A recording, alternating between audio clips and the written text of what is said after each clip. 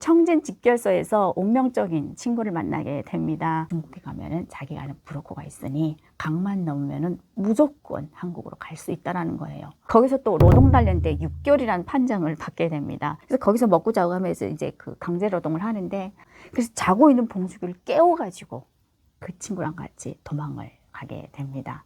무사히 이제 해상까지 들어오게 되는데 점쟁이 집으로 가게 됩니다. 봉숙이 이 친구는 이번에 유미라는 이 친구의 덕분에 살아나오긴 했는데, 중국에 넘어갔어도 유미의 손을 놓게 되면은 6개월 안에 잡혀서 이번에는 죽음을 면치 못할 것이다 라는 예언을 남기게 됩니다.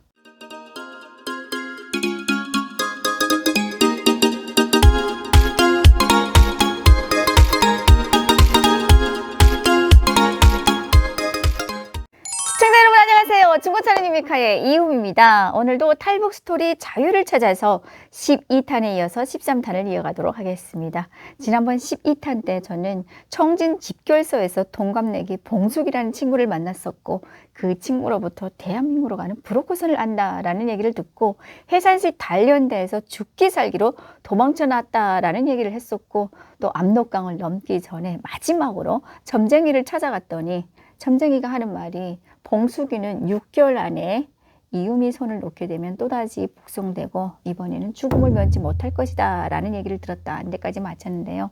오늘은 이어서 뒷이야기를 이어가도록 하겠습니다. 그때 당시에 그 점쟁이가 그렇게 얘기를 할 때 저희는 절대 손 놓을 일이 없다라고 생각을 하고 압록강을 넘을 때도 정말 신나서 넘게 됩니다.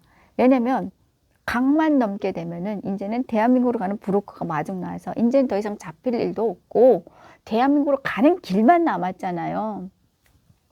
그때 봉숙이는 그 브로커에 대한 얘기를 정말 많이 했었고 장담을 했었거든요. 무조건 대한민국으로 무사히 갈 수 있다고. 그래서 아무튼 압록강을 넘어서 제가 예전부터 밀수를 하면서 거래를 했던 장백현의 어느 한 집에 들어가서 봉숙이한테 전화를 주게 됩니다. 빨리 브로커한테 전화를 하라고. 봉숙이는 그 전화기를 딱 받으면서 표정이 어딘가 모르게 좀 어두워지더니 아무튼 전화를 하게 됩니다. 띠띠띠띠 전화를 눌렀는데 갑자기 없는 번호로 나오는 거예요. 뭔가 잘못 눌렀다 싶어서 또 하라고 시킵니다. 저는 그랬더니 연속 2번 없는 번호고 3번, 4번 계속 없는 번호로 나오게 됩니다. 그때 그 상황은 저한테는 정말 하늘이 무너진 것 같았어요. 그 친구 하나를 믿고 여기까지 저희가 얼마나 죽기 살기로 달려왔는데 이젠 다 왔다 싶었더니 브로커와 연결이 안 되잖아요. 그래서 그때 당시에 왜 없는 번호로 나오냐, 왜 무엇 때문에 하면서 봉숙이한테 저는 이제 따지게 되는데, 봉숙이는 자기도 모르겠대요. 잊어먹었대요, 그냥 번호를. 야, 세상에 어떻게 네 목숨과 같은 대한민국으로 가는 브로커 전화번호를 잊어먹을 수 있냐. 그러면서 말도 안 된다고 하면서 둘이서 막 싸우게 되는데, 봉숙이는 끝까지 아무 말도 안 하고 기억이 안 난다 하고 미안하다라는 얘기밖에 안 합니다. 그때 그 봉숙이의 그 표정과 뭔가 거짓말하는 것 같아 보이는 그 행동에 저는 너무 배신당하는 것 같아서 정말 봉숙이를 모진 말을 다 하면서 욕을 하게 됩니다. 그런데도 아무 소리도 안 하고 그냥 머리만 푹 숙이고 있는 거예요. 그때 땅바닥에 주저앉아서 얼마나 많이 울었는지, 도대체 나는 이제 어디를 가야 되냐, 내가 갈 길은 어디냐, 이런 생각을 해보니까 앞이 막막한 거예요. 왜냐면 다시 북한으로 돌아갈 수도 없는 거고, 이제 다시 잡혀서 북한으로 가게 되면 무조건 교도소거든요. 이러지도 저러지도 못한 상황이었고, 이미 단련대에서 이제 도망쳐서 중국으로 넘어왔는데, 중국에서 이제 안쪽까지 들어가자고 하니 변방초소가 그때만 해도 한 2-3개가 있어가지고 어떻게 갈 길을 모르겠는 거예요. 그때 당시에 그 심정은 지금도 잊혀지지 않습니다.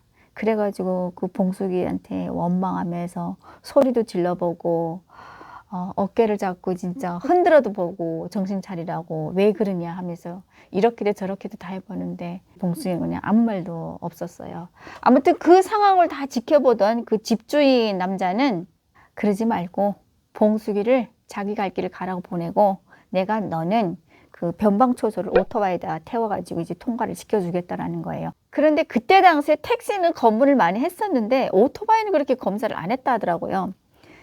그렇게도 하려고 생각을 했었다가 그 압록강을 넘기 전에 봉숙이 엄마가 마지막으로 내 손을 잡으면서 너희들은 절대 헤어지지 말라고, 살아도 죽어도 꼭 같이 다니라고 하면서 우리 봉숙이 손을 제발 놓지 말아달라고 그 부탁을 하던 봉숙이 엄마의 그 말과 그 표정이 잊혀지지를 않는 거예요. 그렇게 하룻밤을 자고 다음날 일어나가지고 이제는 봉숙이한테 얘기를 합니다. 이제는 더 이상 길이 없으니 우리가 인신매매라도 팔려가자. 길이 없지 않느냐. 그러니까 이제 봉숙이도 이제 오케이 하더라고요. 그래서 그때 당시에 저희 스토리를 처음부터 보셨던 분들은 아시겠지만 앞전에 저를 팔아먹었던 평양 언니네 집으로 다시 찾아가게 됩니다. 그때 당시에 그 언니 남편이 이제 인신매매 전문 브로커였으니까. 그래서 그 집에 이제 찾아 들어가기 전에 봉숙이한테 중국말 아는 척도 하지 말고 살짝 조금 어리버리 척 하라. 그래야지 우리가 도망 나오기 쉽다. 둘 다 너무 똘망똘망하고 이러면은 또 기회를 안 준다. 그러니 너는 진짜 먹고 살기 위해서 중국으로 건너온 것처럼 진짜 조금 연기를 해라 라고 했더니 또 봉숙이는 또 그렇게 하겠다고 하더라고요. 근데 그때 당시에 봉숙이가 또 연기도 잘했어요. 문을 똑똑 두드리고 딱 들어갔는데 언니가 엄청나게 반가워하시더라고요. 뭐 어떻게 또 왔냐고 하면서. 그렇게 딱 들어갔는데 언니의 신랑이 들어가자마자 또 팍팍 뛰는 거예요. 그 앞전에 제가 또 도망쳤잖아요. 막 죽일 놈, 살릴 놈, 막 진짜 별의별 오만 욕을 다 하면서 죽여버리려고 했는데 왜 왔냐고, 네 발로 죽으려고 왔냐고 하면서 와, 아무튼 엄청나게 욕을 하더라고요. 그러면서 이제 그러지 말고 이번에 마지막이다, 좀 살려달라. 이제 무릎 꿇고 그때 막 빌었어요. 왜냐면 저희 진짜 처절했으니까. 아, 그래가지고 이제 단련돼서 도망쳐서 나왔었고, 이제 북한으로도 못 가고, 우리가 갈 길은 중국밖에 없다. 더 이상 여기 아니면 길이 없다. 시골이라도 팔려가겠다. 그냥 살려만 달라. 라고 하니까, 그때 그 언니의 신랑은 저 또 혼자도 아니고, 또 여자 한 명, 친구를 데리고 왔으니까, 가만히 생각해 보니까 지가 팔아도 한 명이 아닌 두 명이니까 이제 장사가 됐던 거죠. 그러니까 이제, 그래, 이번까지 또 도망치고 이러면 진짜 이번엔 넌 내 손에 죽는다고 하면서 꼼짝 말고 어딘가에 가서 살라고 하는 거예요. 그럼 그렇게 하겠다고 했어요.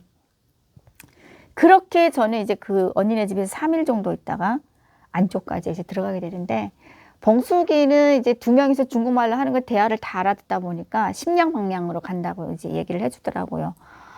그러면서 이제 심양 시내를 들어가기 초입구에서 어떻게 기회가 있어서 우리는 또다시 도망을 가게 됩니다. 근데 그때 당시에는 그 평양 언니도 그랬고 그 아저씨도 그랬고 우리가 더 이상 단련돼서 도망쳐 나와서 길이 없다라고 하니까 조금 방치했던 것도 있었고, 저희는 무조건 여기서 도망쳐야지 산다라는 생각으로 계속 틈만 노리다 보니까 그 한순간에 기회가 있었던 거예요. 그렇게 도망쳐 나와가지고 저희는 또다시 심양시 어느 한 식당에서 일을 하게 되는데, 그때 당시에 그 봉숙이는 왜 그랬는지 일을 또 안 하는 거예요, 식당에서. 사장님이 한 일주일인가 일을 시켜보더니 쟤는 내보내겠다라는 거예요. 데리고 일을 못하겠다라는 거예요. 그래서 또 봉숙이를 바깥에 데리고 나와가지고 엄청나게 제가 욕을 합니다. 네가 좀 정신을 차려라. 불과 며칠 전까지만 해도 우리가 굶주리며 허덕이면서 산에 올라가서 추운데 덜덜 떨면서 통나무를 나르고 그렇게 살았는데 왜 이렇게 잘 먹여주는 이 식당에서 일을 안 하냐. 여기서 일을 하면서 또 브로커를 찾자. 그러면 될 거 아니냐라고 했더니 못하겠대요. 일이 힘들다고. 아, 그때 얼마나 난감하던지. 아무튼 그렇게 또 며칠 안 돼서 결국에는 봉숙이는 자기는 가야 되겠대요. 여기서 일을 못 하겠대요. 그럼 어디를 가냐라고 했더니 전에 제가 살던 데를, 그 친구가 살던 데를 가겠대요. 아, 생각을 잘해라. 점쟁이 말이 다 맞아떨어지지는 않지만 어쨌거나 이렇게 말했던 게 있는데 그래도 조금 지켜야 되지 않겠니? 너희 엄마도 그렇게 부탁을 했었고 그건 뭐 점쟁이 말인 거고 가겠대요. 점쟁이 말이 다 맞는다는 게 어딨냐 하면서 그 친구의 고집을 그때 당시에는 꺾을 길이 없었습니다. 근데 저는 그때 당시에 또 봉숙이한테 정말 많이 의지를 했었고, 왜냐하면 중국어를 잘했으니까 전 또 몰랐잖아요. 그러다 보니까 마음적으로 심적으로 정말 많이 의지를 했었는데 갑자기 혼자서 가겠다고 하니까 저 또한 이제 힘들었던 거예요. 그 친구가 간다라는 얘기를 듣고 어떻게 하나 잡아 눌러 앉히려고 했는데 그게 안 돼가지고 결국엔 떠나게 되는데, 지금도 생각하면은 그때 정말 그 봉숙이가 미웠던 게 그렇게 떠나면서 저는 그래도 봉숙이가 없어질 때까지 등 뒤를 쳐다보고 있었는데 한 번 뒤에 한 번 돌아 안 보고 그냥 꼿꼿이 자기 갈 길을 가더라고요. 그렇게 봉숙이가 저랑 이제 헤어지고 저도 이제 그 식당에서 혼자서 더는 이제 마음이 산란해가지고 일을 할 수가 없어서 제가 전에 일을 했던 천진시로 들어가게 됩니다. 천진시로 들어가게 되면 또 그래도 한국 사람이 많다라는 생각을 예전부터 했었기 때문에 그래서 천진시를 들어가서 이제 한국 사람을 찾자 한번 노력을 해보자 해서 들어가게 되는데 거기서 이제 식당 그 일자리를 구하면서 거기서 또 새로운 인연을 만나게 됩니다. 어느 한 식당으로 일자리를 찾아서 딱 들어갔는데 정말 누가 봐도 북한 언니인 거예요. 그런 언니가 일을 하고 있더라고요, 주방에서. 근데 그 언니도 내가 들어오니까 누가 봐도 북한 아인 거예요. 그러다 보니까 하루 만에 소통을 해서 우리는 북한에서 온 걸 알게 되었고 그때부터 이제 서로 의지를 하면서 식당에서 일을 하게 되는데 정말 좋았어요, 그때는. 왜냐면 언니가 또 주방에서 일을 하다 보니까 맛있는 것도 많이 해주고 그러면서 이제 옛날 이야기, 북한 이야기, 또 이런 얘기, 저런 얘기 하면서 하루하루를 재밌게 그렇게 살았는데 그렇게 살면서 제가 엄마한테 연락할 일이 생겨서 이제 북한에 있는 엄마한테 연락을 한번 하게 됩니다. 근데 그때 당시에는 지금도 마찬가지지만 중국 이동통신을 이용을 해서 중국 핸드폰을 쓰게 되면은 중국에서 북한으로 통화가 가능합니다. 그러다 보니까 이제 엄마한테 전화를 연결을 해가지고 통화를 하게 되는데 우리 엄마가 내 목소리를 듣더니 네가 살았구나 하면서 갑자기 막 전화기로 막 올려 나오는 거예요. 왜 그러냐 했더니 왜 봉숙이는 잡혔는데 네가 안 잡혔냐? 어떻게 돼서 니네들이 갈라졌냐? 이거를 물어보더라고요. 그래서 저는 이제 봉숙이가 먼저 간다고 해서 먼저 보냈다라고 했더니 봉숙이가 저랑 헤어지고 그 날짜를 계산해 보니까 저랑 헤어지고 바로 이제 한국을 가려다가 길림시에서 잡혀가지고 다시 이제 북한으로 북송돼서 들어갔더라고요. 그렇게 들어가서 보이부 깜빵에서 5개월 살다가 세상을 떠났다라는 그 얘기를 엄마한테 저는 전해 듣게 됩니다. 봉숙이가 죽었다라는 얘기를 듣고 그날은 정말 한 며칠 동안은 멍하고 있었던 것 같아요. 왜냐면 정말 그 봉숙이는 믿기는 했지만 원망스럽긴 했지만 정이 많았어요. 추우면 옷도 입혀주고 내 옷도 벗겨주고 배고프면은 내가 먹던 음식도 주고 내가 안 먹고 주고 그 잡힐 뻔하면서도 그 친구를 기어코 데리고 제가 도망쳐 나왔었고 그 친구가 다시 북송돼서 잡혔다는 얘기를 듣고 또 죽었다는 얘기를 들으니까 내가 왜 그 친구의 손을 놨나 내 스스로도 너무 죄책감이 들고 아무튼 그때 그 봉숙이의 부고 소식을 듣고 정말 많이 힘들었던 것 같아요.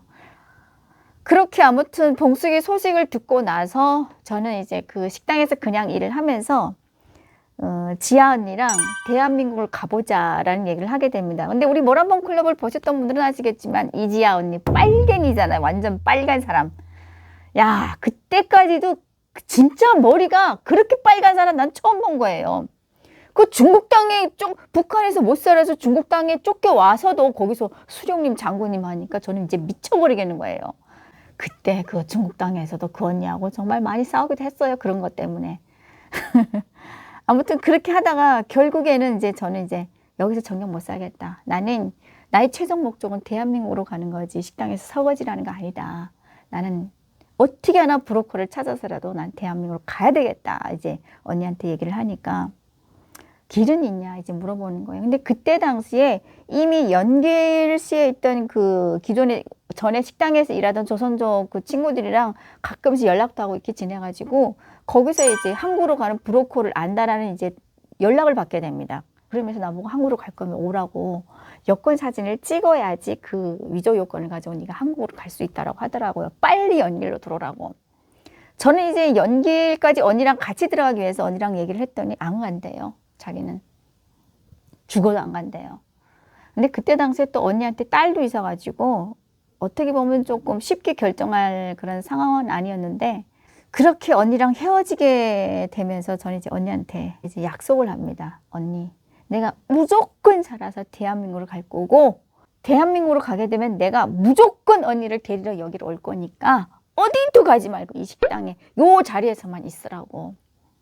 그때 당시 언니는 뭐 핸드폰도 없었고 저도 없었고 없었으니까 알았다라고 얘기를 하더라고요. 네가 그렇게 대한민국으로 가는데 그래도 차비는 있어야 되지 않겠냐. 그래도 가다가 뭐라도 사 먹어야 되지 않겠냐라고 하면서 그때 당시에 언니의 그 쌈짓돈 300원을 저한테 주게 됩니다. 그 언니가 준 300원을 제가 이제 받으면서 꼭 언니를 데리러 올 테니까 어디도 가지 말고 꼭 이 자리에서 기다리라고 하면서 언니랑 저는 이제 헤어지게 됩니다. 그렇게 저는 언니랑 헤어지면서 연길시로 이제 버스 타고 들어가게 되는데 연길시에 딱 도착하자마자 저는 이제 브로커한테 전화를 하게 되는 거죠. 내가 이제 연길시까지 도착을 했다라고 하니까 브로커가 거기서 잠깐 기다리라고 얘기를 하더라고요. 그래서 이제 브로커 나올 때까지 기다렸는데 얼마 안 돼서 이제 만나게 됩니다. 근데 그때 당시에 이제 첫 인사가 오늘은 고생했는데 밥은 먹었냐라고 하더라고요. 그래서 난 못 먹었다 하니까 연길시 역전 딱 앞에 보면은 식당이 있어요. 거기 가서 잠깐 밥을 먹고 이동을 하자고 하더라고요. 자기도 못 먹었다 하면서.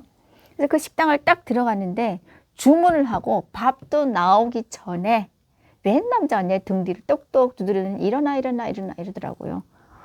어디서 왔냐 누구냐 이런 말도 안 하고 그냥 다짜고짜 일어나. 그래서 저는 이제 막 돌아서 봤는데 야, 그 식당 앞에 그 마당에 공안차가 내가 볼 때는 한 일해야 될 때 온 것 같아요. 그리고 뭐 여자 하나 잡으러 오는데 공안이 한 몇십 명 온 것 같아요. 근데 그 자리에서 바로 수갑을 채우는데 저랑 그 브로커를 같이 채우더라고요. 그렇게 해서 저는 브로커를 만나자마자 그 대한민국 여권 구경도 못하고 저는 그 자리에서 바로 잡히게 됩니다. 아무튼 그때 그 바로 잡혀가지고 연길시 공항까지 들어가게 되는데 거기서도 정말 많이 얻어맞게 됩니다. 진술이 들리다 보니까 그 조선족 남자는 브로커 남자는 저 아이를 북한 여자인데 이제 한국으로 보내려고 했다라고 진술을 그대로 하고 저는 이제 그 남자 누군지 모른다. 그래서 이렇게 얘기를 하니까 진술이 안 맞으니까 그 맞을 때까지 저를 그렇게 때리더라고요. 그렇게 정말 피 터지게 주워 맞고 저는 이제 또다시 북송을 당하게 됩니다. 그때 그 북송이 9번째 북송이었습니다. 지금까지 제가 정말 많은 고생을 했지만 북송도 당하고 또 중국에서 이렇게 맞아도 되고 또 북한 땅에 넘어가가지고 또 보위부에서 취조도 받고 굶어도 보고 영양실조도 와보고 그렇게 했는데 지금까지 고생은 고생도 아니었습니다. 진짜 고생은 이제부터 시작이었습니다. 그러면 오늘은 여기까지 하고 마치고요. 다음 시간에 또 이어가도록 하겠습니다. 여러분 안녕히 계세요.